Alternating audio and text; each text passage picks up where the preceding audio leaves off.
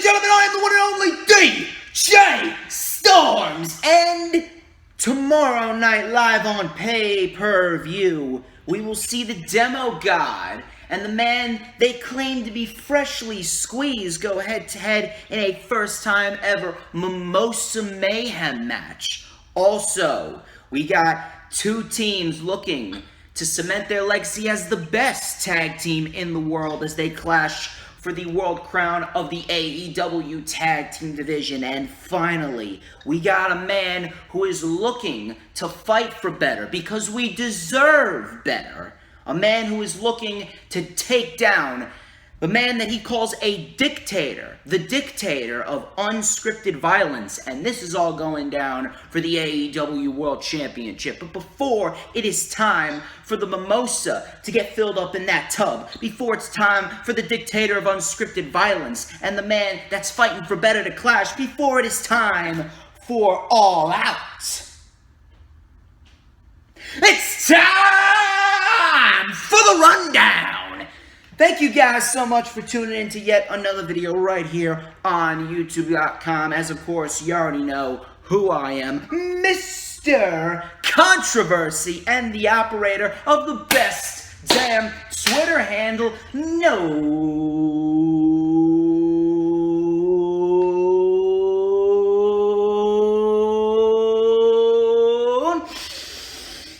Wait for it. Wait for it. To mankind! This is the official rundown for AEW All Out 2020, which of course, again, streaming live tomorrow night on pay-per-view with the buy-in pre-show starting at 7 p.m. Eastern Time. It is September 4th, 2020. We are getting set for another huge pay-per-view weekend for All Elite Wrestling. They have been on fire as of lately, and I am not alone here for the rundown for All Out. Ladies and gentlemen, for the first time ever, I'd like to welcome each and every single one of you to the rundown for All Out with one of the most loyal DJ Storms posse members that I think I've ever had in my history of doing the DJ Storms brand. Ladies and gentlemen, please welcome lifelong wrestling fan Wesley Williams. How are you, my friend? I'm doing very well, man. Thank you so much for having me. The big debut on the DJ Storms channel. It's a long time coming, man. Highly anticipated. Very happy to be here. Can't wait to talk AEW All Out, man. I'm very excited for tomorrow night. Damn right, man. Damn right. It certainly has been a long time coming. I'm actually very, very honored to have you on. It's actually the first time I'm actually talking to you one-on-one via a video chat. It's always been through Twitter or Instagram or Facebook. But, hey, first time for everything, and what a way for it to be a first. The rundown for All Out. That's something that's going to go down in the annals of DJ Storm's history, my friend. But, ladies and gentlemen, we're not going to waste any time. We're going to get straight into the matches here. We got 9 matches to dissect and go over. So, I'm actually going to hand the ball over to you, and I'm going to start it off with you. We got the Casino Battle Royal going down, and these are some of the participants that are in this 21-man Casino Battle Royal. We got Lance Archer, we got Darby Allin, Brian Cage, Ray Phoenix, Ricky Starks, Pentagon Jr., The Butcher, The Blade, Eddie Kingston, Trent, Chuck Taylor, Santana Ortiz, Jake Hager, Sean Spears, Billy, and Austin Gunn. Those are just a few of the participants, not the entire field. I believe that's about half of the field. The rest of the field is still to be determined. But I want to hear your analytical standpoint on this match. What is your thoughts on the participants in the match, and who are you going with to win the Casino Battle Royal? Well, we saw, for those who watched the Go Home episode on Wednesday, you saw, the kind of typical cliche brawl you see usually going into Battle Royals. Not really a fan of it. Didn't really do anything for me. I mean, I was actually expecting going into the show that we were going to get Ricky Starks versus Darby Allin, since they've been building that matchup for a long time. And we're definitely going to get it at some point, but I was hoping we'd get it at All Out, but they're doing the Battle Royal again. And I'm not too fond of Battle Royals, in my honest opinion. They're, unless it's the Royal Rumble we're talking about. The Royal Rumble's always a grand spectacle. But when it comes to Battle Royals, they're always kind of, in a big cluster. They're not always the most, most coordinated. And but there's a lot of different possibilities they can go with in this Casino Battle Royal. I'd say, going into this, I'd probably say my top choice may very well be, if I had to choose, maybe Lance Archer. I think I'm going to go with Lance Archer. I think, this is probably his time for him to get a world title shot, and, we'll get into the world title main event here in just a little bit, but I think I'm going to go with Archer, and if not Archer, I'd say for second choice, I'll go with Darby Allin. So I think you'll go either one of those routes. Yeah, you see, the thing that I'm taking into account is the fact that MJF undoubtedly needs to win the World Championship match, and we'll dissect that match later on. That's the last match we're going to talk about, but it just seems wrong if Lance Archer wins, because if MJF wins the World Championship, are you going to do heel versus heel? Then, if they do that, there is a possibility that you could have Jon Moxley interfere in that match, cost Lance Archer because he wants to get the title back from MJF, which could result in a triple threat match at Full Gear. But I don't think they're going to do that route, because they're not known for these complicated, overproduced storylines and endings.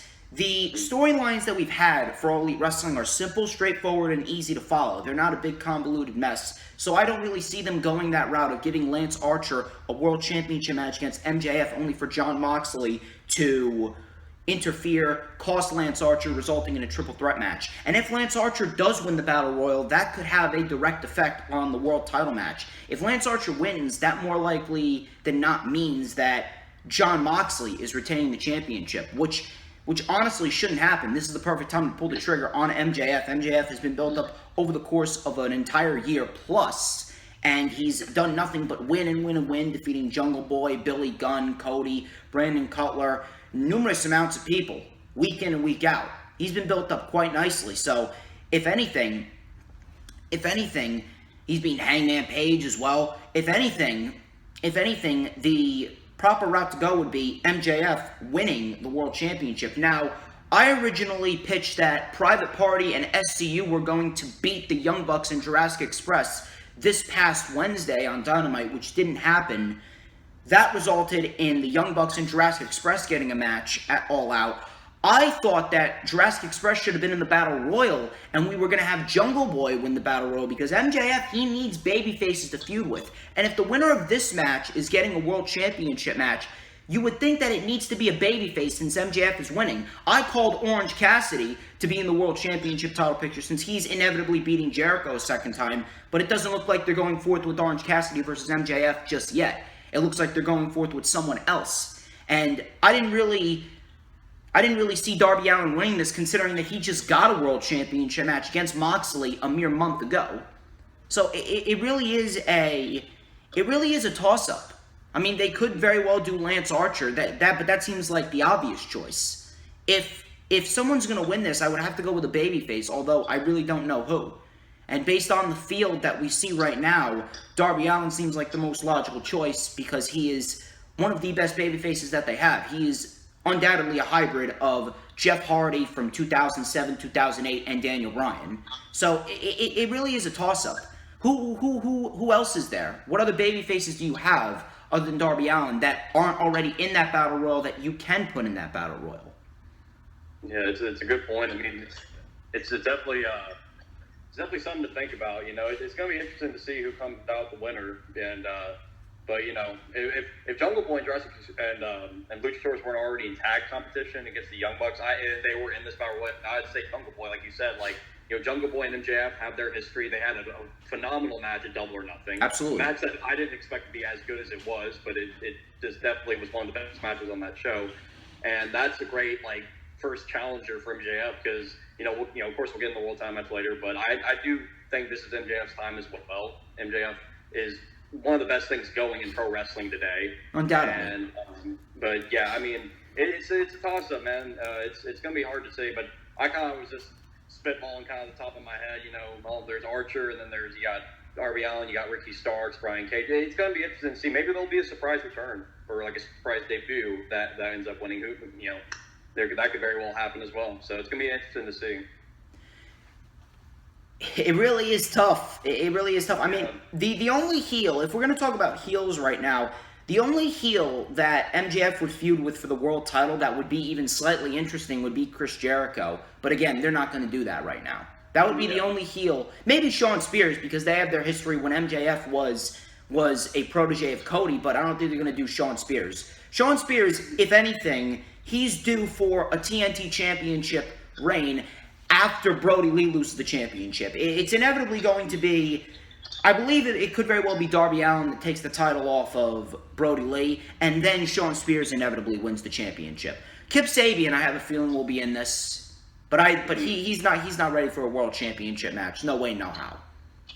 And Scorpio Sky, I'd love to see Scorpio Sky as well, but he's in an 8-man tag on the show as well. Right. Yeah, it's hard to say, but we'll see what happens. But yeah, I'm going with either Archer or Darby to win. But it's going to be an intriguing watch, that's for sure. Oh, absolutely. So we're going to move on here to Matt Hardy versus Sammy Guevara in a Broken Rules match. Now, this match came about after the tables match, and Sammy Guevara beating Matt Hardy in that tables match back on the August 27th edition of Dynamite when it was on a Thursday. Yeah, and Sammy Guevara, undoubtedly the biggest win of his AEW career. He beat Matt Hardy in a tables match in, 6-7 minutes? Now, I thought that they were going to save the match for the pay-per-view, considering that Sammy needed a big win, but Sammy did get that big win.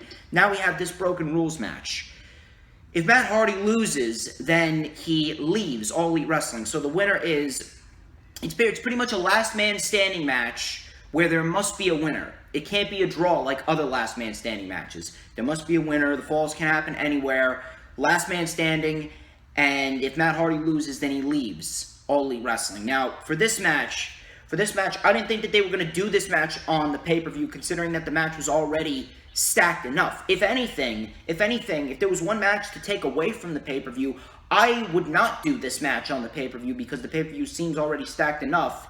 And in a sense, you're almost 50-50 booking Sammy Guevara right here. Obviously, Sammy's going to be fine because he's 23, 24, 25 years old. He's got all the time in the world. He's got at least 20 years left in the business. Plenty of time for the guy. The guy's inevitably going to be TNT champion by next year, 2022 at the latest.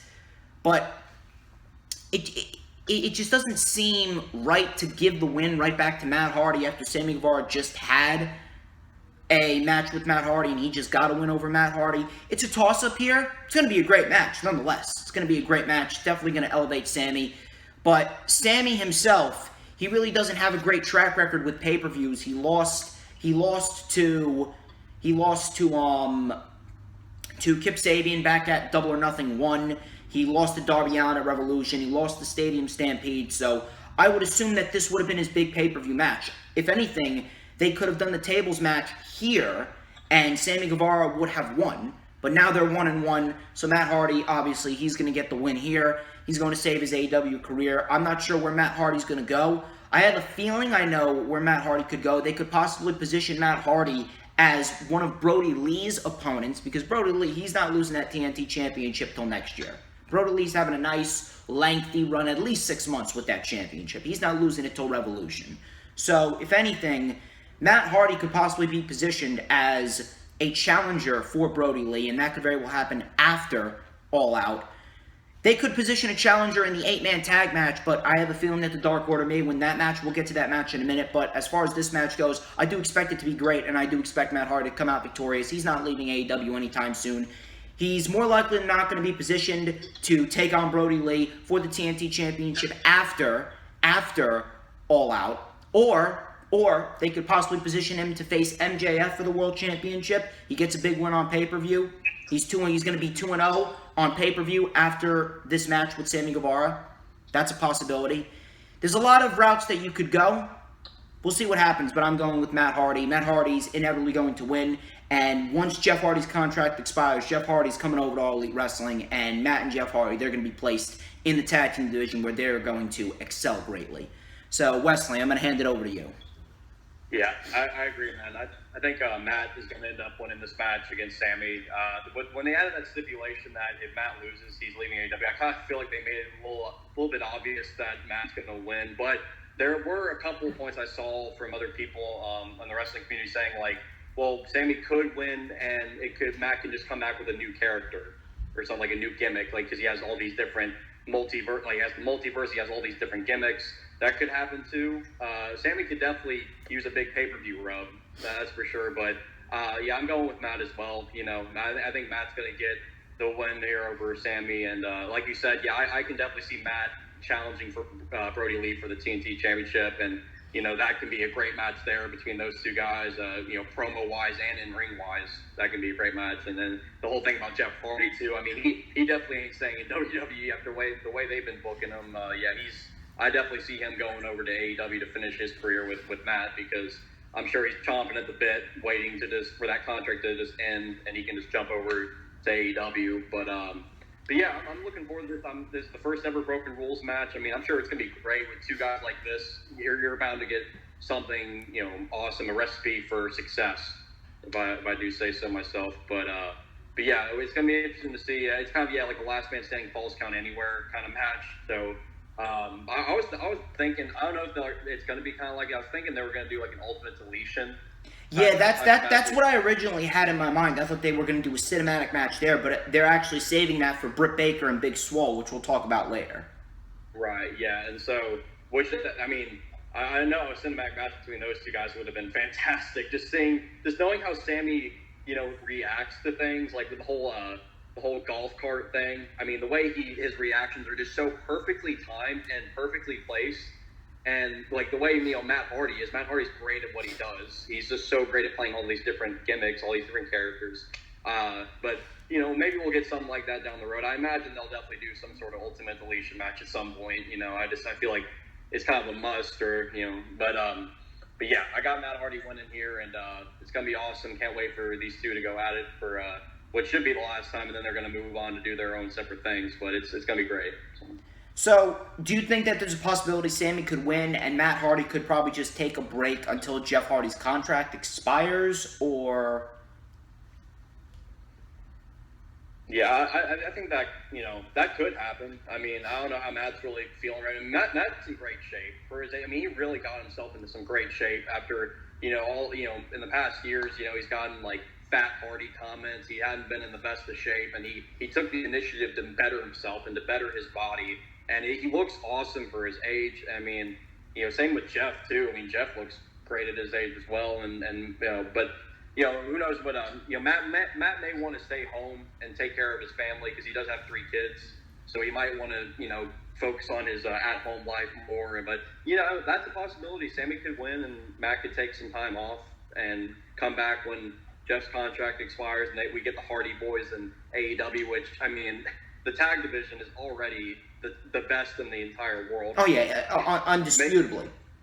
Yeah, making it more stacked with the Hardy Boys, just like, man, oh man, just when you think the tag division can't get even more stacked, you just add the Hardy Boys. Pretty much. Like, my goodness, man, it's insane. But, and they can still do their own things separately as well. Yeah, absolutely. So, moving on to the Women's Championship match between Hikaru Shida and the NWA Women's World Champion Thunder Rosa. Now, this match is an excellent route to go, and I actually do appreciate what AEW did right here, going out of their way to gain other women from other promotions and, in a sense, make the Women's Championship a new version of the TNT Championship. This is what the Women's Division needs right now, because I've stated before that they really have nobody except for Swole, Nyla, Sheida, and Ford. Now Britt Baker's coming back. And then, of course, you got Chris Statlander. You got a lot of people quarantined overseas. Obviously, you got Shauna, Riho, Yuka Sakazaki. And then the majority of their wrestlers that they got, like fucking Abaddon, can't fucking wrestle. So, at the end of the day, the only logical person outside of bringing in a new woman to give the women's division a shot of adrenaline, the only logical explanation that you could have done was give Nyla Rose another championship match. And I didn't think they were going to do that. I actually think they're going to save that rematch for Dynamite. Now you're giving Thunder Rosa a women's championship match to kind of spice up the women's division, actually gain more eyes on it, hopefully sign some of these women and give some of these women work, considering that NWA is not operating right now. The only promotions operating are WWE, Impact, and AEW. NXT UK is starting to come back right now. They haven't been operating since April. So now you got Thunder Rosa in the mix. This is going to be a great match for the AEW Women's World Championship. Thunder Rosa this past Wednesday on Dynamite looked very, very, very, very, very slick, very smooth, very intense in her match against Serena Deeb. I actually do appreciate what Thunder Rosa can do. And against a woman like Sheida, you know that they're going to give you a hard-hitting Women's Championship match. Will it be better than the match against Ford at Fyter Fest? Possibly. Ford really surprised a lot of people in that match. So Thunder Rosa, she definitely has a sharp hill to climb, but I do believe that she is definitely going to hit a home run here with Hikaru Shida. Hikaru Shida is going to retain. She is not losing that championship until probably Full Gear. I'm not sure when Full Gear is. I think it may be either at the end of November, beginning of December. They haven't exactly announced the date yet, considering that they have All Out in September. I would assume that they would put Full Gear at the beginning of December and then Revolution in March, possibly. We'll see what happens there, but I definitely see Hikaru Shida winning this match. She retains the Women's Championship. I could definitely see a match with Nyla on Dynamite after All Out, possibly towards the end of the month. She could possibly get in a match with Big Swole. Big Swole is ranked. She's number 2. You could see a match with Big Swole. And then I do believe that she is inevitably going to lose the championship to Britt Baker at Full Gear. Britt Baker, she is going to go into 2021 as the women's champion. And then we're going to get Britt Baker possibly versus Chris Statlander. And Chris Statlander is going to win the world championship for the women's division by Double or Nothing 2, which I believe will take place at the end of May. As far as this match goes, going to be a hard-hitting, competitive women's match. And I see Hikaru Shida coming out victorious. Wesley, floor is yours, my friend. Yep, another match I agree with you on. I think Sheida's going to retain here. It's going to be an awesome match. This has the potential, honestly, to be the best women's match AEW has put on yet. Because I love Thunder Rosa. I love what she brings to the table. You can just tell by the aura and the vibe she gives off that she is a true champion. Like, she is a big star, and I really enjoyed what she did in her AEW debut on Wednesday against Serena Deeb. She looked very good in there, as well as Serena. I'm not taking anything away from her either. She looked good as well. But Thunder Rosa is a star, and I really like the fact that they brought her into AEW from NWA, since NWA is not really doing anything right now because of the pandemic. So, we've seen all these NWA stars, come into AEW, and AEW's signed the likes of Eddie Kingston, the likes of Ricky Starks, who are stars in their own right. These guys are the future. I mean, Eddie Kingston's up there in age, but he's still a big part of pro wrestling in this day and age. And but Thunder Rosa is awesome, and I can't wait to see what these two women do. I love Hikaru Shida. She's definitely my favorite favorite woman in AEW in that women's division. But I think this will be the right start to bettering the women's division, because right now the AEW women's division is the worst.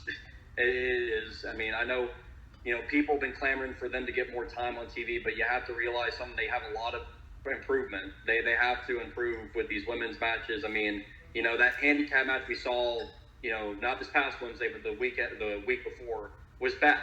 It was terrible. I mean, it looked like an uncoordinated mess, and I feel like you could have just cut that from the show. And I mentioned this, on Twitter, how you could have given more time to Matt and Sammy in the tables match main event and just scrap that from the show. Yeah, you could have just booked Britt versus Swole at the pay-per-view to begin with. We didn't need the handicap match. See, that's the thing that people aren't getting. You don't give more time to something that sucks. You need to go out of your way to sign actual talent, and then you give more time to that specific division or that specific feud or storyline or superstar or angle. You see, they have the talent there in some individuals. The potential's there in individuals like Ivelisse and Diamante and who else? Big Swole definitely supersedes both of them. I love the intensity that Big Swole brings, but what you need to do is you first need to go out of your way to sign more of the talent, get rid of the shit talent. Like Abaddon, I've said it once and I'll say it again. The only reason why Abaddon was hired is because of the gimmick. She can't wrestle for shit.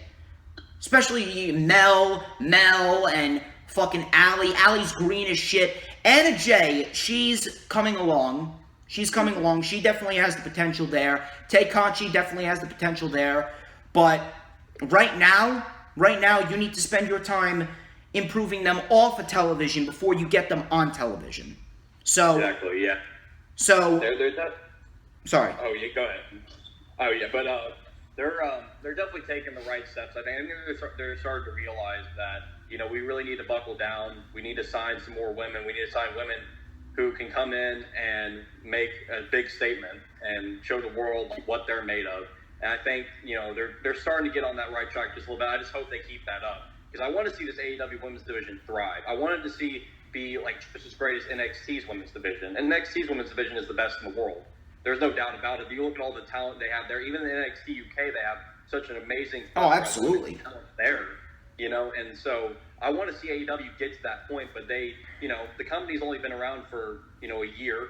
You got to give it time. You can't just expect a tremendous women's division right off the bat. They mentioned when they first started, tag team wrestling is their priority, and we've seen that, you know, every week on Dynamite. They're making tag team wrestling a big priority, and now, you know, they're trying to, you know, pay more attention to these other areas and try to improve in other divisions.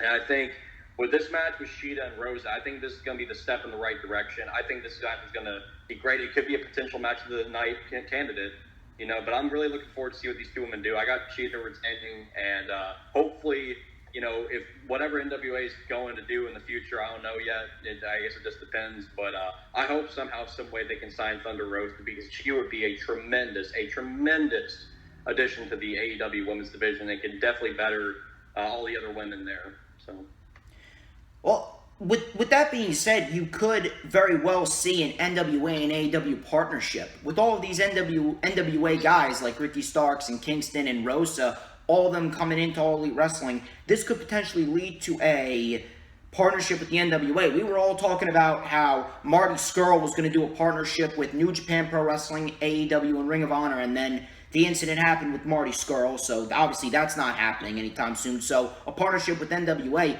that would be an excellent route for All Elite Wrestling. That would bring in more talent to the women's division, and that would definitely enhance the overall company. That would definitely benefit both companies. That would definitely get more eyes on NWA and their product on YouTube. That could possibly get NWA a spot on TV sometime in the future, in like five years if they wanted to. NWA, that could really benefit in a sense of exposure from a partnership with AEW. AEW can benefit from an NWA partnership by having more talent at their disposal. So I actually do hope that we do see a partnership down the line, and we do see more individuals in the women's division from NWA come over to AEW and spice it up a little bit. Make it interesting, because in time, the women's division will come together, and we will have a nice, solid foundation in the women's division as a whole. Absolutely. So now we got the Dark Order. It's Brody Lee, Stu Grayson, Evil Uno, and Colt Cabana taking on the Natural Nightmares, QT Marshall, Dustin Rhodes, Matt Cardona, and Scorpio Sky. Obviously, this match came about to avenge what happened to Cody and the entire Nightmare family back on the August 22nd episode of Dynamite. And now the Nightmare family is looking for a retribution against the Dark Order. Now, I do appreciate the fact that we don't have a TNT Championship match just for the sake of getting a TNT Championship match on the show, because realistically there was no challenger for Brody Lee. I actually thought they were going to do Brody and Cody at the pay-per-view, not before the pay-per-view, but they ended up doing it before the pay-per-view. Now we got this 8-man tag. So I'm actually happy that they're not doing a match just for the sake of doing a match for the TNT Championship, because realistically there was no one for Brody. But I do have to question why they're doing so many 8-man tag team matches. This match really does seem like the odd match out. This match doesn't really seem like a pay-per-view match, if you know what I mean. If anything, if they were to take this match off the card, it wouldn't have been that detrimental to the overall show. The show is already stacked as it is. So if anything, if there was one match, you know, I did say Hardy and Guevara would have been removed from the show if they weren't going to give Sammy Guevara the win, but based on everything and based on the stipulation in the feud with Sammy Guevara and Matt Hardy, you take a look at the Dark Order versus Natural Nightmares, Matt Cardona, and Scorpio Sky, and you're like, this really does seem like a Dynamite match more so than an All Out match. So I didn't really understand why this match was happening. Now, this could result in Cody returning, but I don't think he's going to do that. I don't think Cody's returning until probably next month, October, and they could possibly build towards Cody and Brody Lee at Full Gear, and that will eventually lead to Brody Lee defeating Cody again. Obviously, you need Cody to sell the injuries that he was a victim of after the attack from the Dark Order. So you got this 8-man tag right here. Now, I'm happy that Cardona's getting a spotlight. I'm happy that QT's getting a spotlight. I'm happy that Scorpio Sky is getting a spotlight. I have no problem with that. It just seems like they're doing this just for the sake of doing it, especially after all the 8-man tag matches, the 10-man tag matches, the 12-man tag matches that they've had week in and week out on Dynamite. Now, the match that we saw on Dynamite this past Wednesday, it was an excellent 8-man tag, very, very fun 8-man tag, but that really had purpose behind it to get a match between the Bucks and Jurassic Express, which we'll talk about on the show, specifically to help get Jurassic Express over. But this match, I just kind of feel like this match is just there. This match just came about just because of the simple fact that, they wanted to get the Dark Order on the show. So, I don't know. It just seems off. It just seems off to me. However, I do expect these guys to put on a great performance. I do expect a spotlight to be showcased on Matt Cardona, especially Scorpio Sky as well. Scorpio Sky, absolute stud. The guy has got it all. Guy's in the best shape of his life. Guy is incredibly athletic. Guy's got charisma. He's definitely going to be something in the future. They could build towards Scorpio Sky versus Brody Lee for the TNT Championship down the line if they wanted to. If not Darby Allin, then Scorpio Sky. Because Scorpio Sky, he's got a shit ton of potential. Definitely a multi-time world champion for years to come. Matt Cardona, now this is part of his 5-match appearance deal. Obviously, that's pretty much all that they can give right now considering what's going on. So I do believe that Matt Cardona will be in AEW full-time, but I feel as though for now it's just kind of him getting his feet wet because he's got his own podcast, which is doing great in its own right. His podcast is doing great from what I've been hearing. Now, the Dark Order, based on everything, it would make sense for the Dark Order to win this. Dark Order keeps their momentum going. It keeps everything with the Dark Order steady. It keeps them looking legit. It keeps them looking intense. It keeps them looking like a legitimate threat. And it keeps them in the realm of, who's going to be able to stop these guys? Who's eventually going to take the title off of Brody Lee? Or who's eventually going to bring these guys down a peg? Now, I've made it clear that I do not like the Colt Cabana storyline. The Colt Cabana storyline just seems pointless because I've said it numerous amounts of times. The people that they got in the Dark Order, they're great wrestlers. The lower tier members of the Dark Order are great in-ring performers. Like that tag team match with Cody, Matt Cardona, Silver, and Reynolds. That was a good tag team match. Silver and Reynolds can go. Alan Angels can go. Anna Jay, she's got a shit ton of potential. Colt Cabana, he's great at what he does. He's a veteran. But realistically speaking, who in the Dark Order is going to end up winning championships outside of Brody Lee, Stu Grayson, and Evil Uno? Stu Grayson and Evil Uno will inevitably be tag team champions one day. Brody Lee's already the TNT champion. So it really doesn't make any sense. It just seems like a pointless faction. When you have a faction of that many people, it really just kind of seems pointless because you can't give them all championships. Anna Jay, she's not going to be women's champion anytime soon. Colt Cabana, he's 40, 42 years old? I don't really see him going anywhere. He's in great shape, but I don't really see him going anywhere. Silver and Reynolds, they're the lower tier tag team. Preston Vance, he's a great big guy, but there's so many people ahead of him. Same thing with Alan Angels. There's so many people ahead of all the lower tier members of the Dark Order. Now, we could get a nice, fun 8-man tag. I hope we do. But there's just a lot of moving parts that are really the low points of the overall AEW product. The lower tier members of the Dark Order, the fact that there's too many 8-man tags, the fact that the Dark Order, it seems as though they're going to have to win. I actually do see QT Marshall taking the pin here, considering that I believe they're trying to protect Scorpio Sky and Matt Cardona. We could see that. All in all, I do see the Dark Order coming out victorious. I do hope we get a nice, fun 8-man tag. Wesley, what say you? Yeah, I agree. I think there's no way the Dark Order is losing. I mean, they have so much momentum on their side right now. I mean, it'd be just pointless for them to lose here in an 8-man tag like this. But yeah, they kind of did just throw this about. You know, it's a really good match when you look at it. But yeah, like you said, like I don't think this was really needed on the pay-per-view. But I do like the fact, like you mentioned, how they're not just throwing a TNT championship match on the show just for the sake of throwing a TNT championship match on the show. And Brody Lee even said, the open challenge is dead. I'm not doing any open challenges. You got to earn your way into challenging me for the TNT title. And I love that. It plays into his heel character. Brody Lee has been phenomenal in his role as the Exalted One ever since he arrived in AEW. And I love that. I love the fact that, he left WWE, and WWE didn't appreciate him at all, man. The guy has always been such an underrated big man who can do some great things in that ring, and Vince and company never saw that. And I don't know how, all because he couldn't cut a southern accent, even though the dude's from Rochester, New York.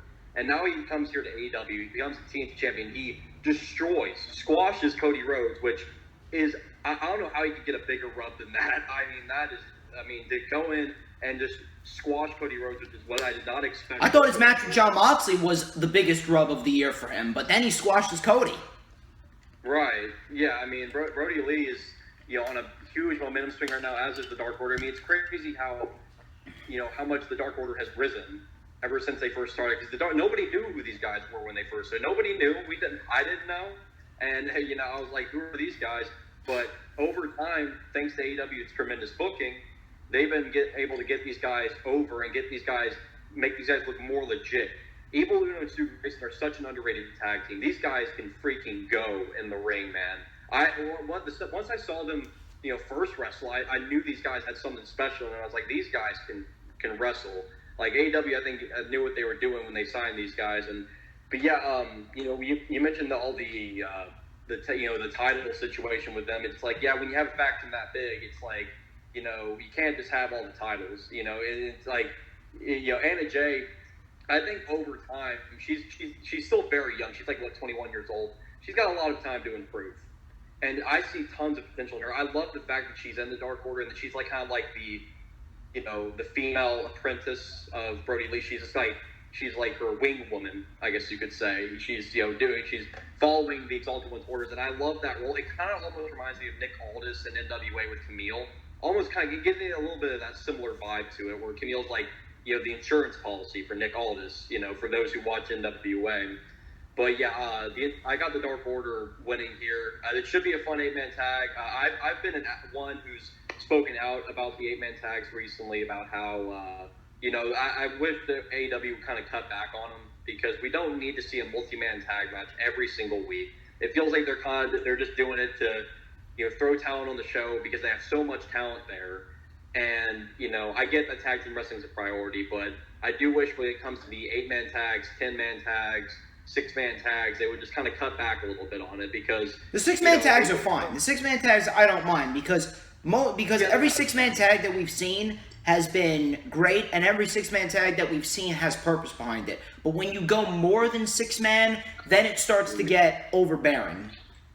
Yeah, I agree. Yeah, it's just, because we've seen, these 8-man tags and 10-man tags get, like, just turn into a big cluster of just, like, it's chaotic. You don't know who's legal. The ref's just kind of just standing there. He's not sure what to do. It's like, it just makes everything look sloppy and uncoordinated. And, it's like they kind of just want to throw all the OMG moments, like, right then and there. But I'm happy with, like, this past Wednesday's 8-man tag. They let the match breathe a little bit. It was more contained.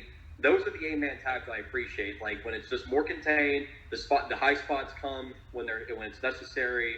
So hopefully we get something like that with this 8-man tag going into All Out tomorrow night. But yeah, Dark Order is winning here. They're going to continue their swing of momentum.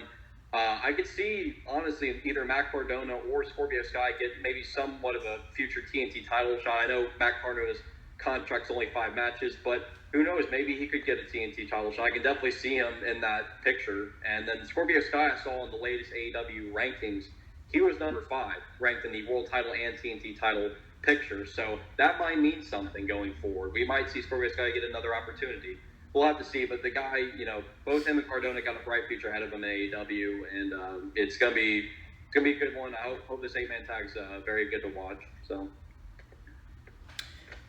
So, if you had to make a prediction right now, who do you see Brody facing off as his first challenger after All Out? Well, like we spoke about with the Matt Hardy Sammy Guevara match, Matt wins. Where does he go? Because we both have Matt Hardy winning. Where does he go after that? He could probably be the first challenger. He could make a stand and be like, "Hey, I've beaten Sammy Guevara, and I've been on this kind of string of momentum a little bit myself, and I think I deserve a shot." We could see something like that. I could see Scorpio Sky, like I mentioned, he's in the top 5 rankings. Maybe he gets in a shot at Brody Leeds. We got a couple little choices there. I probably could see Matt doing it. Just whoever has the biggest string of momentum right now, and of course, Babyface, because you don't want to do like heel versus heel. But I'd say either Matt or Scorpio would probably be my top 2 choices.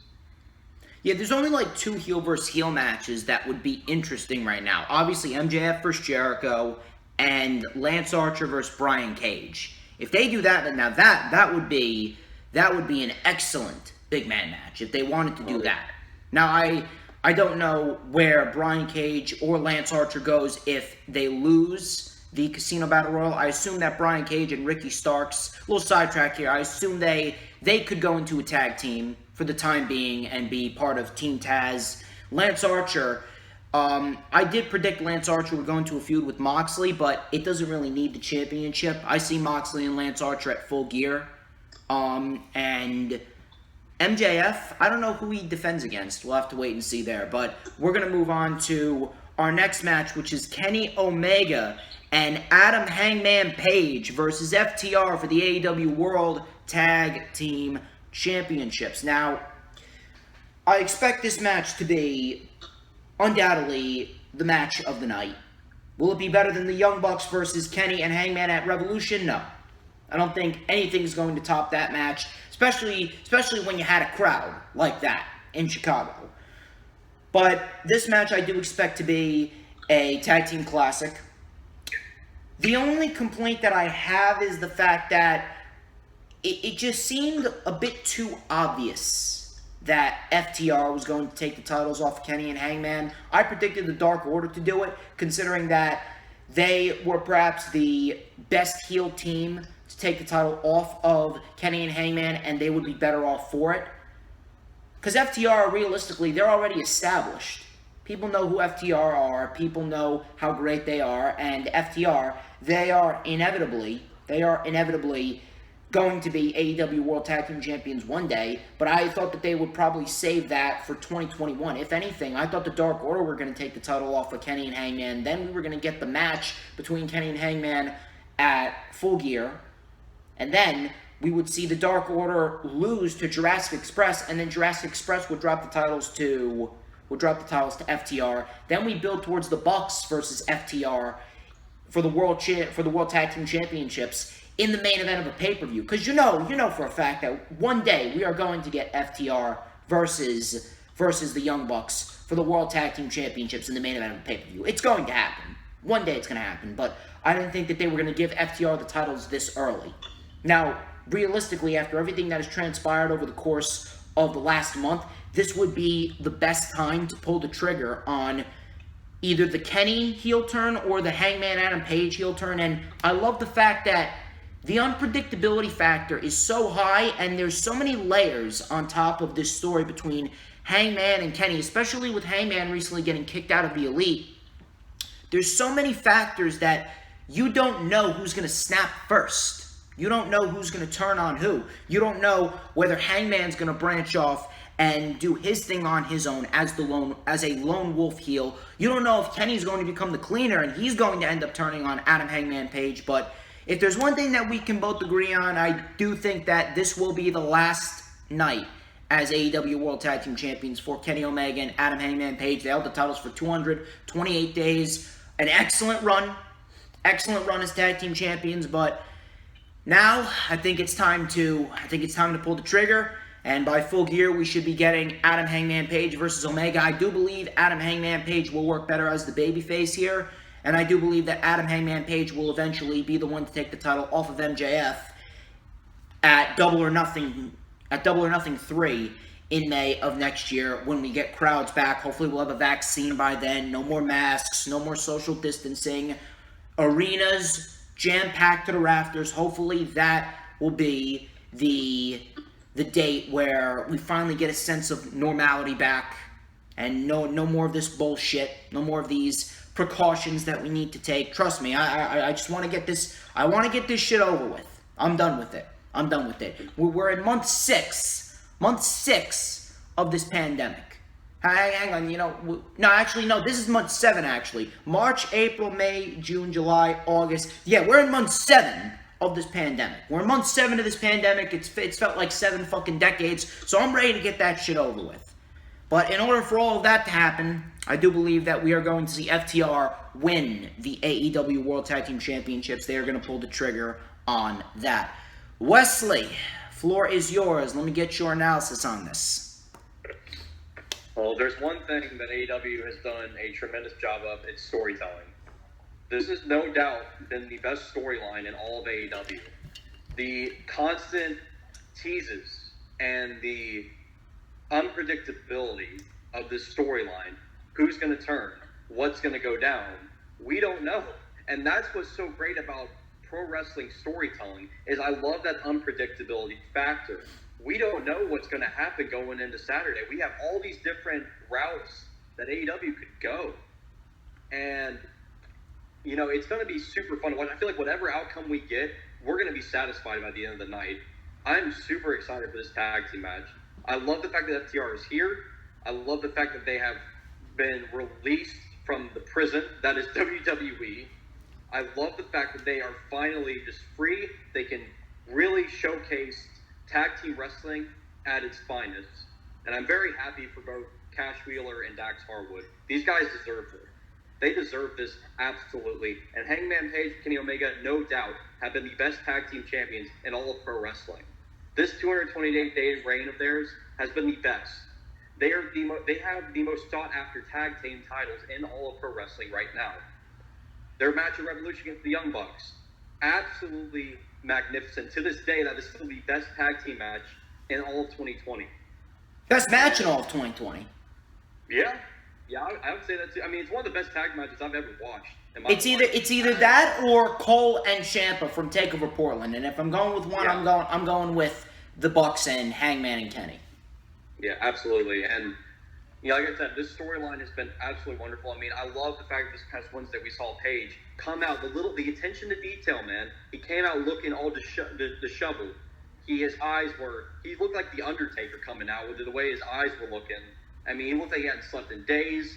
I love the attention to detail. The storyline has been picture perfect in my eyes. And going into the show, FTR is winning the tag titles. I think that's kind of pretty obvious at this point, is FTR is winning those tag titles. The question is, though, who's turning on who?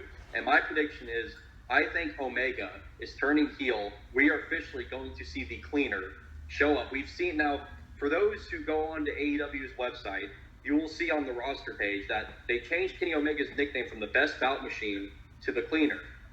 Why do you think that is? And for all you being Elite fans out there, you saw the tease at the end of the last video. Kenny Omega looking in the rearview mirror with his shades on. Does that look familiar to anybody? That's the Cleaner from New Japan that we all love to watch. And now I think we're going to get him back. Kenny has been showing all these signs that he's turning. And Hangman Page, the guy is so beloved by everybody in the pro wrestling community. I mean, it's amazing how when AEW first started, he was missing that one thing. We didn't know what it was. He was missing that one thing that was really going to get him over, get people to cheer for him. And all it took was a big, good old cup of beer.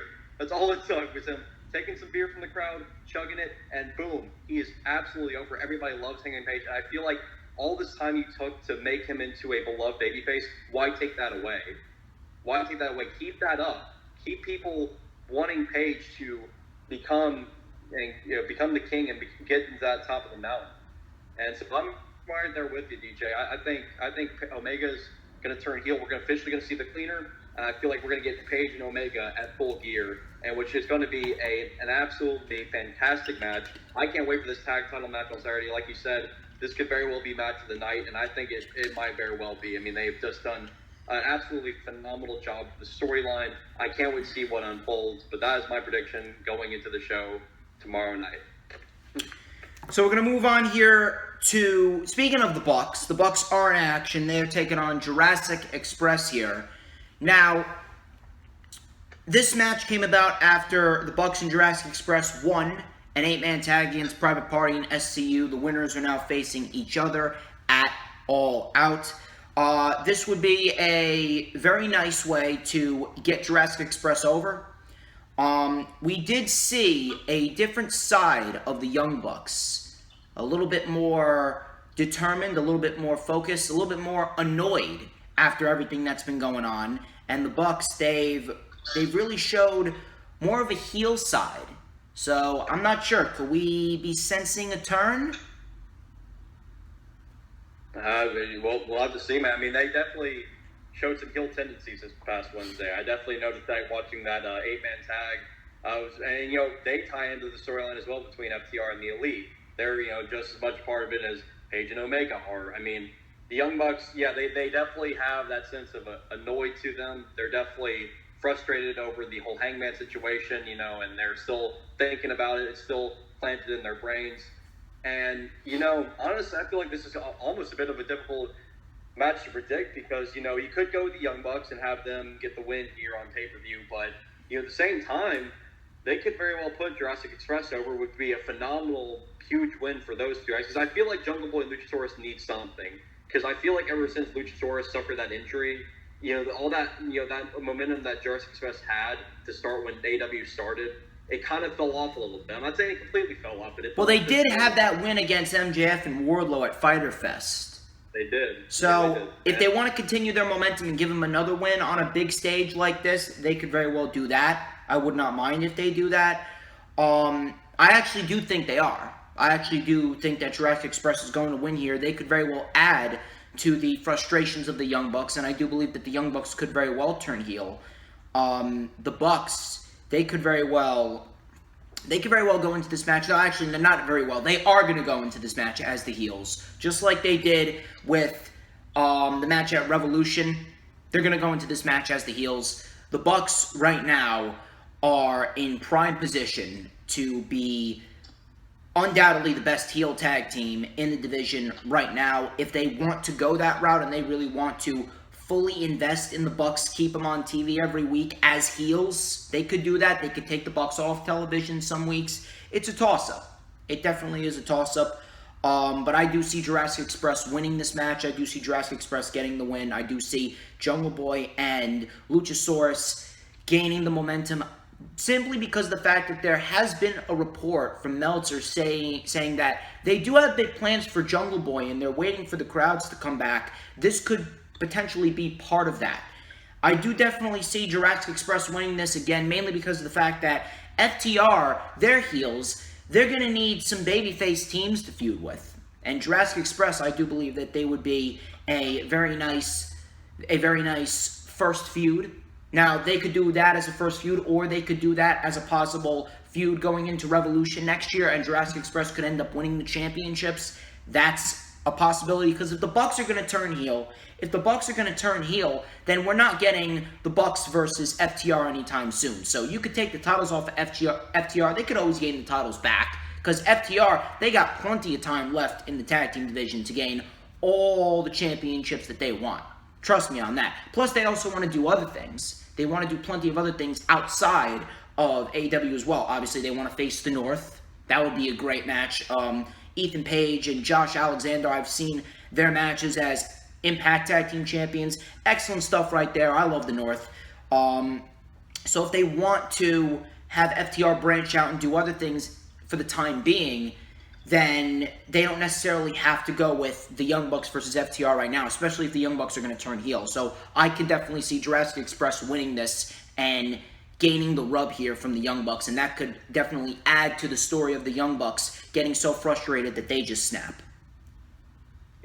Yeah, I agree with that, man. I think Jurassic Express are going to get the win here over the Young Bucks. It's going to be a big win for them. I think the Young Bucks, when it comes to them, they're focused, but at the same time, they still got Adam Page in the back of their minds, and they still got this whole thing going on with FTR in the back of their heads. They're probably not all there. I think that's what's going to cost them this match, Jurassic Express. They're not going to, they're going to be so frustrated and so built up with so much emotion that's going to cost them in the end. And Jurassic Express are going to get this win over the Young Bucks. Will the Young Bucks turn heel? Time will tell. But it should be a phenomenal tag team match. I mean, if there's anything AEW does right, it's tag team wrestling. That's for sure. Oh, absolutely. So, moving on from that, we got Chris Jericho, the Demo God, versus Orange Cassidy in a Mimosa Mayhem match. The only way you can win is by throwing your opponent into a 45-gallon pool of mimosa, pinfall and submission, I believe. Those are the three ways to win. Obviously, someone is going to go into a huge tub of mimosa, whether or not there is a pinfall or submission win. Whoever wins this match, I am actually going to go with Orange Cassidy right here. They have built this feud nicely since the start of the summer. This has been going on since the start of the summer. Their first match, to me, still was their best match. I do believe that this match definitely has the potential to top the match. I don't think it will, mainly because of the fact that I do believe that we're going to have a lot of tomfoolery with the Inner Circle and the Best Friends, and I do believe that we're going to have a lot of interferences there. We could see them get thrown into the mimosa gallons. But ultimately, I do believe that we are going to see a Superman forearm from Orange Cassidy, and Orange Cassidy gets so much momentum on that Superman forearm that he sends Chris Jericho off the platform, whatever platform it may be, and Jericho is going to be swimming in mimosa, and Orange Cassidy is going to get the win here. I do believe that Orange Cassidy is going to be challenging for the World Championship sometime in the future. This entire feud with Jericho has made Cassidy into an absolute megastar. After everything that Orange Cassidy has been through, his match with Pac was great. Back then, no one expected Orange Cassidy to be challenging someone like Chris Jericho. We all saw Orange Cassidy as a great wrestler, great gimmick, but he wasn't really going anywhere outside of the TNT Championship. But now, in this feud with Jericho, now Orange Cassidy has a shit ton of potential to legitimately be a world champion in the coming years here on All Elite Wrestling. And that goes to show you how great Jericho really is, that he was able to get Orange Cassidy this much over, and he was able to give Orange Cassidy this much momentum. So, in this match, I do believe Orange Cassidy is going to come out victorious. Chris Jericho, he is rumored to be going on tour with Fozzy. I do believe that he could very well take a break after All Out. We could possibly see him return at the beginning of 2021. And, I don't know, he could pick up where he left off with Cassidy. I don't think that's really going to happen. He could go into a different feud. I definitely do want to see a feud with Chris Jericho and MJF. But for now, I do believe that Orange Cassidy will be beating Chris Jericho. And sometime after Full Gear, possibly towards the end of 2020 or the beginning of 2021, I can definitely see Orange Cassidy challenging MJF for the World Championship, and I could see Orange Cassidy gaining even more traction and attention than he already has right now. Trust me when I tell you, Orange Cassidy is going to be a megastar. He is going to be a future world champion. Wesley, let me hear you, man. Well, next for certain, by the end of this match, somebody's getting thrown in that mimosa. That's for sure. And I predict it to be Chris Jericho. I like what you said with Orange Cassidy, Superman punching him into the mimosa. I think I could definitely see that. Whatever platform they get knocked off of, we shall see. But this is the first time ever match. Knowing that Chris Jericho's in it, it's bound to be a masterpiece. Anything Chris Jericho touches, it turns to gold. There's not been a single segment, a single match in AEW that Chris Jericho's not made entertaining. Chris Jericho is so great at what he does. He's a veteran. He's been doing this for 30 years. The guy knows what he's doing. And, people, when it first was announced, people wanted to crap on it. It's like, you have to remember, it's Chris Jericho. Chris Jericho makes everything important, no matter how stupid it may sound or how great it may sound. And I'm loving the fact that Jericho has been so generous to just put a guy like Orange Cassidy over the way he has. I mean, you look at Orange Cassidy when he first showed up in AEW, some people were confused, like, who is this guy? Oh, he's not going to amount to anything. He's just a stupid gimmick. But then over time, he's gotten organically over with the crowd. And that's what you love to see in pro wrestling. Somebody like that getting organically over. He's my dad's favorite pro wrestler at the moment. I literally got my dad an Orange Cassidy t-shirt that he wears so much. He literally has worn it. I remember he wore it like 3 days in a row when I first got it for him, and he washed it a couple times before, so it wasn't dirty or anything. But that just goes to show you how much that Orange Cassidy means to my father. He loves that gimmick. He loves Orange Cassidy. So many people love Orange Cassidy. Orange Cassidy's going to get rubbed here in the rubber match against Chris Jericho. I'm really looking forward to seeing what they do, what this match will look like. And, this could very well top their first match. I do agree that the first match was better than their second, especially looking at the finish of the second match, which was sloppy. But I think this will be great. There's rumors going around that Chris Jericho is probably going to be touring with Fozzy after, going into the coming, next couple months or so. So we could very well see Jericho take time off. What that will mean for the Inner Circle, who knows? I guess maybe they'll still be a unit, doing stuff together. But, Jericho definitely will be sorely missed if he's taking time off, because I've loved every single thing he's been doing on AEW television. And Orange Cassidy is going to get a big rub here. And I honestly see him, getting into a future world title program, whatever that may be. I think the win here over Jericho will definitely help him move up the rankings even more. But this is going to be fun to watch. I'm really looking forward to it. And, yep, Cassidy's getting the W on Saturday night. So we could see Sammy possibly take over the Inner Circle, considering that Sammy is definitely kind of the star screen to Chris Jericho's Megatron. So you gotta take that into consideration. That could possibly happen. Yeah, I can see Sammy leading the faction. Sammy is so charismatic in his own way. I could see him take charge. Jericho kind of passing the keys over to him to drive the Inner Circle mobile and taking charge and taking care of the whole faction. It'll be interesting to see. Hopefully, they can do something with the other four guys if Jericho is taking time off, and we can see something build up there with them. We'll see what happens. I can definitely see Santana and Ortiz challenging for the tag team titles, considering everything that's been going on. With them, they actually just got a huge win over the Best Friends. I'll talk about that tomorrow on the LFU. I got a live LFU tomorrow at 1 p.m. Eastern Time. Got a lot of good reports, and we got a lot of shows to dissect, so don't miss that, ladies and gents. But now we're going to talk about the buy-in pre-show match. We're kind of doing it backwards, but regardless, Big Swole versus Britt Baker, tooth and nail match. And Dave Meltzer did report that this will be a cinematic match. And a lot of people were complaining that, oh my God, this should be on the main show. Why are you looking at the buy-in the same way that you're looking at WWE pre-shows? You see, WWE pre-shows, they don't mean anything. They have meaningless 6-minute matches that don't help anyone.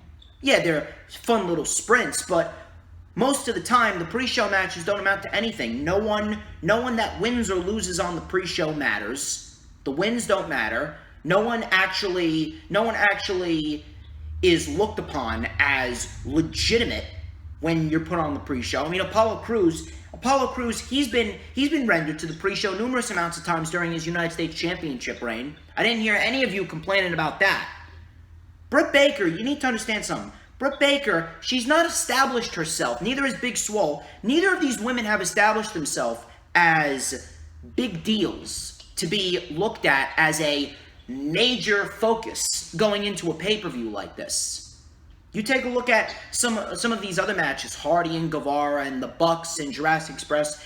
I'll even throw in the Dark Order versus the Natural Nightmares, Matt Cardona and Scorpio Sky. All of those guys, they're establishing themselves. Brody Lee's established. Dustin Rhodes and Matt Cardona, they're established. They're established enough to be on the main card. And on top of that, the buy-in pre-shows actually matter. Wins and losses, they matter. The buy-in pre-show is actually focused. It's actually a part of the pay-per-view. But when you get an actual pay-per-view DVD for the WWE, the pre-show matches ain't on the pay-per-view. The pre-shows are separate. The pre-shows are separate from the actual pay-per-view in the archives on the WWE Network. You look on the WWE Network, the pre-show match is not included in the overall pay-per-view. It's included in a separate little archive of its own.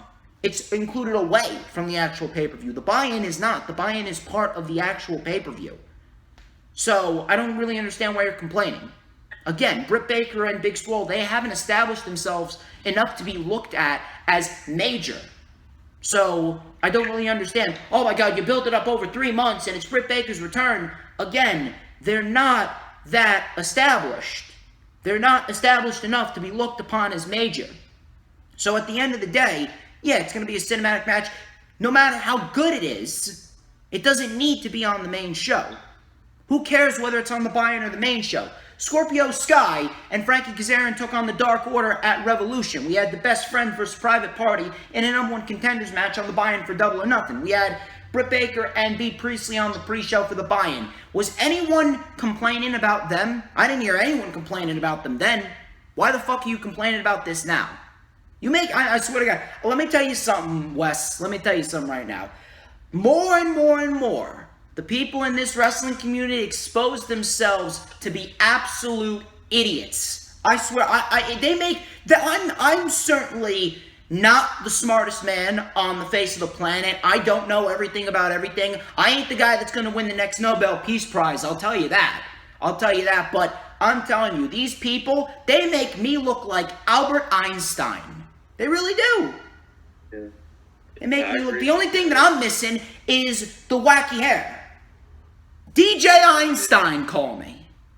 Yeah. I definitely hear you, man. There's definitely more people exposing themselves as time goes on in the wrestling community, man. It's definitely a toxic community. And here's the crazy part about it. Some of these individuals are actual friends of mine, and I'm losing respect for them. Yeah, I feel that, man. It's ridiculous, dude. Yep. I'm going to hand this over to you. I'm going with Britt Baker, because Britt Baker is inevitably going to win the Women's Championship, I do believe, by Full Gear. At least. Yeah. At least. So I'm going to hand this over to you. Yeah, I agree, man. This is Britt Baker's, big return match from injury. She's not losing this match. I think it's pretty obvious Britt Baker's going to come out the victor. Now, the fact that it's been announced as a cinematic match has bumped my interest up just a little bit. I'm actually interested to see how they do this tooth and nail match, whatever it means. I don't think they ever really explained what a tooth and nail match is, but it's going to take place in Britt Baker's dentist office, apparently, which should be interesting. Hopefully, it'll be a good show. But yeah, I agree with you, man. Yeah, the buy-in pre-show, AEW's established that the buy-in pre-show is just as a part of the main show, and it's just as important as what you see in the main show, too. It's not like WWE pre-shows where everything is just thrown in there. It's just a random tag team match with, like, the Viking Raiders and the Street Profits just for the heck of it. It's just, it's actually built up. And, people, I wasn't really understanding the complaints about the match being on the pre-show either. It's like, well, the buy-in has been established as an important part of these pay-per-views. It's not like WWE's pre-shows. It's not just thrown together meaninglessly. It's not just a random match, just throwing it on there just so you have talent on the show. This has been building up for a long time, and just because it's on the buy-in doesn't automatically mean, it's not important anymore. No, it still has that value to it. But Britt Baker is definitely going to win. Hopefully he'll be good. Big Swole has tons of potential. I definitely enjoy what she brings, but she still is a little green. She's still got room for improvement, but I think Big Swole will get there. She has a lot of potential, and I really like her character. I like, who she is. And Britt Baker, she's got the heel role down to a T. She's got the heel gimmick down to a T. She's great at being a heel. They should have just had her as a heel when they first started in AEW, because why they brought her as a babyface was kind of weird to me. But I think they realized over time she's much better as a heel anyway. And I really enjoyed what her segments on Dynamite and what she's been doing. And hopefully, now that this is her big return match, hopefully she's been able to, rehab and taking time to get in the ring and to train and get better at her craft, because she's still not quite there yet as far as an in-ring perspective goes. She still has improvement there. She really needs to stand out to me. Her boyfriend clearly is one of the best wrestlers in the world today, in Adam Cole. There you go. Yeah, I want to see more I'm not saying she's going to be just like Adam Cole, but I want to see more of that. I want to see her give me that kind of wow factor. Give me that kind of, oh my gosh, wow, I see the improvement. I'm more invested. So that's probably why they're doing the cinematic match, because it's her first match back, so they're kind of slowly easing her in and making this type of match that would definitely bring a little bit more, what's the word that I'm looking for? A little bit more interest into it, considering that this is her first match back, so she's probably going to be a little sloppy, a little uncoordinated. Ring rust is obviously going to show. So obviously they made it cinematic, which should make it even more interesting. Yeah. I think they made the right call making it cinematic. It's like you said, slowly easing her back in. And I definitely see her winning here and eventually challenging Sheida for the AEW Women's Championship, because there's history there. These two women know each other very well. They don't like each other at all.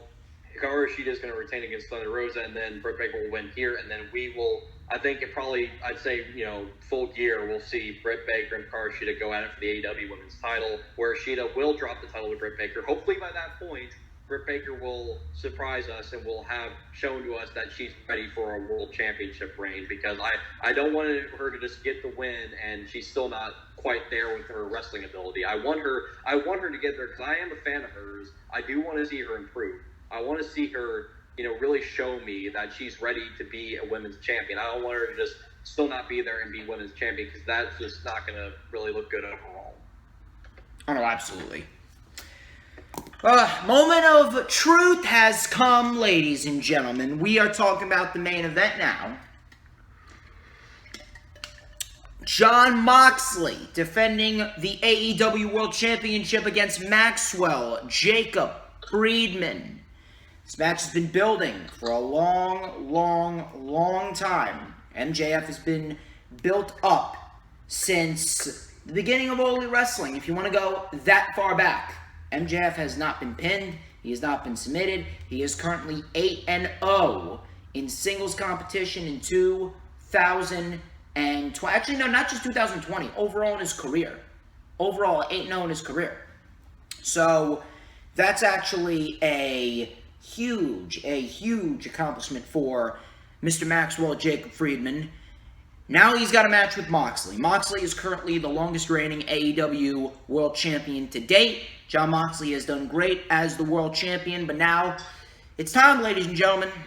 It's time to see a new leader here in All Elite Wrestling. We will see a changing of the guard. No matter what happened on Wednesday, I do have faith that MJF is going to be the new AEW World Champion, and we could potentially see him fight Darby Allin. I can definitely see him versus Scorpio Sky, Orange Cassidy, Matt Hardy if they want to go that route. There's a lot of different options that you can go, but ultimately I do see Adam Hangman Page versus MJF for the AEW World Championship by Double or Nothing next year. MJF will be the longest reigning world champion, and then Adam Hangman Page will eventually take the title off of Maxwell Jacob Friedman, and Adam Hangman Page is going to go on a huge babyface run into the summer. We're going to see the Summer of Page. In 2021. It's definitely going to be interesting. It's definitely going to be fun. For now, I do see MJF taking the title. I do think that this is going to be a ground-based heavy match, considering the paradigm shift is banned. And I'm actually predicting that we're actually going to see a little bit of a shock here. We're going to see MJF use the paradigm shift, because MJF said Moxley can't use the paradigm shift. We could see MJF, he uses the paradigm shift, and he takes the title off of Jon Moxley with his own move. That could definitely set up a rematch. That could definitely set up another match between Jon Moxley and MJF, which will obviously enhance MJF's reign as the world champion. But they've built up MJF for the longest time now. Now it's time to pull the trigger. MJF is going to be the world champion, hands down. Wes, let me hear it. I 100% agree with you, man. This is MJF's time to shine. He has undoubtedly been, I'd say, you could argue Randy Orton as well, but he's undoubtedly been the best heel in all pro wrestling. MJF knows how to be a prick. That is kind of like me. Sure. Yeah, but MJF is great, man. Moxley's great. I love Jon Moxley. I've always loved him, man. I always saw something special in him, and you go repping the shirt, man. I got that same shirt too. I'm not wearing it right now. I'm wearing my normal AEW shirt, but yeah, this is gonna be great. I love the way they've been building up this world title match. It feels like a world title match, and I love that. It's important. It's over the most sought after title in the company, the World Championship. Jon Moxley's had a great reign. There's no doubt about it. He's had a tremendous reign as AEW World Champion. But I do think now is the time to pull the trigger on MJF, like you said as well. MJF is the future. MJF is one of the biggest pieces in AEW's future. And I do think that this is now time for him to take over the kingdom, take over the keys, and have this an awesome heel run as AEW champion. Now, they've done a great job. I will give AEW credit. They've done a great job of keeping this guessing because there's also that possibility, well, what if Moxley retains? Because MJF, according to pro wrestling, as we've seen in the past, the person who stands tall before the title match at the pay-per-view usually loses. Not every time, but it's kind of the typical case. MJF stood tall on the Go Home episode over Jon Moxley, which was an awesome visual to end Dynamite, might I add. I mean, that was amazing to see MJF develop that really vicious side of him to get into Moxley's playground and be like, I can be vicious too. I can be dastardly as well. And so I love it, man. Moxley and MJF, the promos have been great. The segments have been great. This is MJF's time. And like you mentioned, the Summer of Page, I can definitely see that happening. As over of a babyface as Hangman Page is, I can definitely see Page and MJF pick up where they left off with their little feud they had, back when AEW was first started off, and they had their little stint in the Casino Battle Royal and everything and all that going forward. And yeah, it's gonna be great, man. But yeah, I also like that touch you added, MJF using the paradigm shift because Moxley can't use it. And I like that they added that. That's little detail like that goes a long way. I could see MJF using the paradigm shift as well to beat Moxley. Will it happen? Who knows? I'd probably pop for it. I'd probably pop for it. I hope they do it. I really hope they do it. Yeah. I think MJF. I think he'll probably use some sort of heel tactic to win too, because it's MJF. He's a heel by heart. He's going to use some. I think he's going to use something to get that win over Moxley, where it's so dastardly. It plays right into his character. But this is going to be an awesome main event. I'm very much looking forward to it. Moxley's had a great reign. Where he goes after this, we'll see. But Moxley will be fine. I don't think him losing the world title is going to hurt him in any way, shape, or form. And he has had a phenomenal run as AEW champion. He has been on a roller coaster of momentum, and I feel like MJF winning here is just going to be nothing but giving the rub to the young star in MJF. And it's amazing how far he has come and how over he's gotten as a heel at the young age that he is at. He's like a year older than me, and 24, I believe. Yeah. So he's like a year older than me, I believe, and so he's already established himself as the top heel in the business, in my opinion. You could argue Randy Orton as well, and the shills out there can argue Burger King Corbin, but that's of course a stupid statement right there. No thanks. MJF is leagues above Baron. Get your facts straight, fuckers. Yeah, exactly. So, but this has been great stuff, man. MJF's winning, and All Out will go off the air with a new AEW World Champion. Sounds like a solid card to me, ladies and gentlemen. That wraps up this edition of The Rundown. I'd like to thank each and every single one of you who tuned into this video. Do not forget to follow me on Twitter, please, at HistoryMakerDJS. You'll find out why I am the operator of the best damn Twitter handle known to mankind. Follow me on Instagram and Periscope at TheDJStorms. Add me on Facebook as well for collaborations and business inquiries. Please send me an email. My email is StormsTakeOver@gmail.com. Like the official DJ Storms business page. And I may just send you an invite to join the official DJ Storms Posse group on Facebook. That is. All links are in the description. Please go and check out the rewind for WWE Payback 2020. I dissected everything that went down last Sunday at Payback. Link is in the description. Please hit that thumbs up if you haven't already done so. We are over an hour into this already. Please hit the thumbs up. We got goals to reach. Get it to 20, 30 thumbs up, people. Please, when you hit that thumbs up. You got to keep the chat alive. I know you guys have been keeping the chat alive all stream. So please keep that chat alive whenever we have these special streams. And of course, when you keep the chat alive, you got to hit that subscribe button. I'm trying to grow. I'm trying to expand. And when you hit that subscribe button, you got to hit that notifications bell with a huge coup de grace. That way you will know whenever I pop up on YouTube. Because whenever I pop up on YouTube, it is the best time to be on YouTube. It's the only time you're going to get to see this glorious sideburn chin strap combination. This beautiful mustache right here. Hang on 1 second, people. Give me just 1 second. But ladies and gentlemen, I'm going to throw it over to Wes. Where can we find you on social media? You can find me on Twitter at big_West18, all lowercase letters, BIG_WES18. I always tweet AEW, NXT, no Raw or SmackDown because I refuse to watch those shows. But you can find me talking about pro wrestling and even stuff in my personal life, if you're interested. But yeah, make sure you guys hit that thumbs up, man. Support my buddy DJ here. Support us, as we gave you probably the best preview and predictions going into All Out. Of course. Anybody else?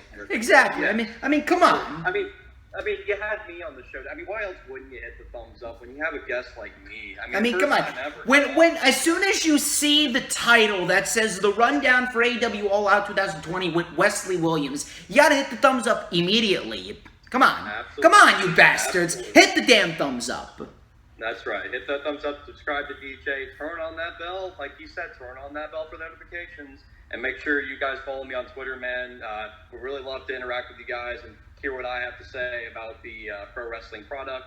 And thank you again so much for having me, DJ. It was an honor talking to AEW with you, the best wrestling show on the planet at the moment, man. I really enjoyed saying what we had to say, and thank you so much again for having me. Anytime, man. I'll put all the links in the description, ladies and gentlemen. He's Wesley Williams. I'm DJ Storms, and this has been The Rundown. I will catch you guys tomorrow for a live LFU at 1 p.m. Eastern Time.